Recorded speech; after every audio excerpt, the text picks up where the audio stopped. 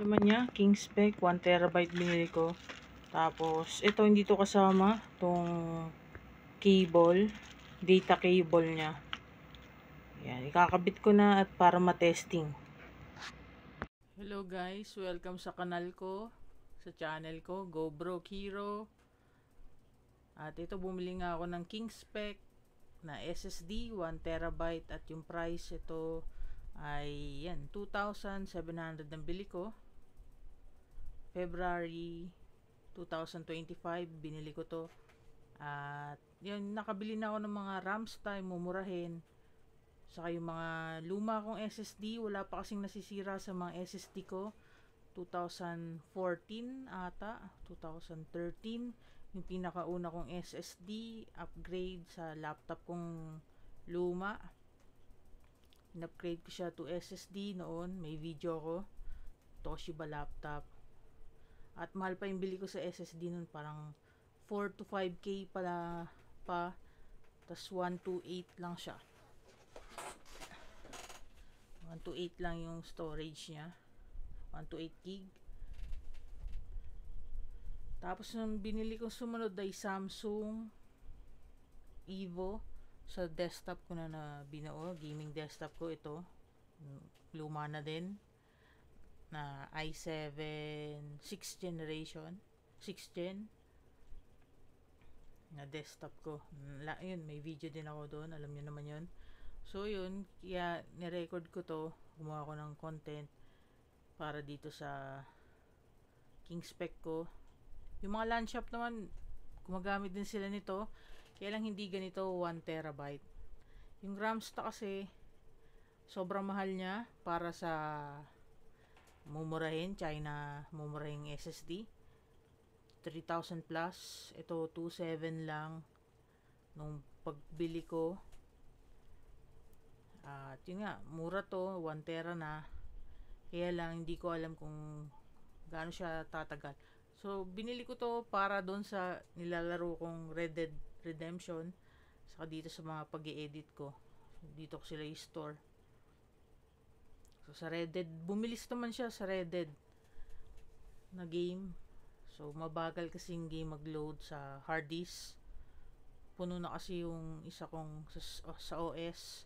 Kaya bumili ako ng 1 tera. So yun, ginamit ko na to sa game. Tapos ko na yung game. Hindi ko na gano'n nagagamit at nag-edit na uli ako. Kaya yan, nakakapag-upload ng video kasi tapos na ako maglaro. At ayan, puro video na uli ako. At tignan natin kung tatagal ba tong King Spec ko na 2,700 ang bili ko.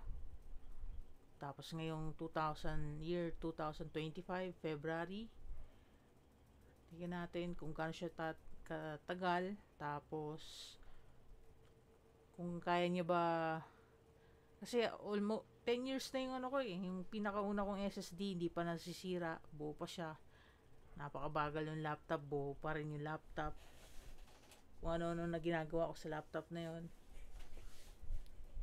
ilang beses ko na binuksan, kung ano-ano eksperimentong ginawa ko, buhay pa rin yung laptop na yon. Tapos ang ganda pa rin ng SSD na yon.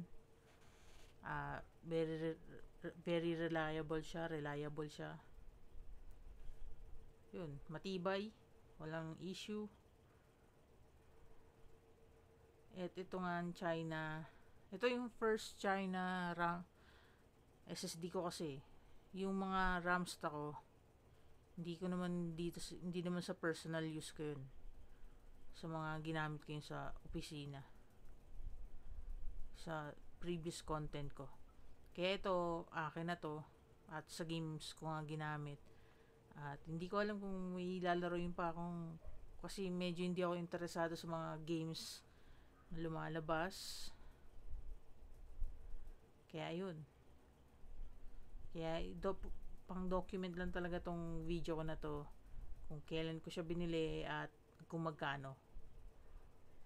Pero pwede kayo mag-comment ng reviews nyo. At yung mga LAN shop kasi alam ko nasisiraan sila ng ganito. Pero hindi ko alam kung 1 tera yon o yung mababa kasi hindi naman kailangan sa LAN shop nung ganun. Lalo na yung mga naka diskless. So, pero comment nyo na lang yung mga alam nyo kasi yung nagla-LAN shop pa kami, ano pa, hindi pa uso SSD. Hard drive pa lang nun. Saka hindi pa uso Pisonet. So, ayun. Like, comment, share, subscribe na lang. Hanggang sa muli. Bye-bye.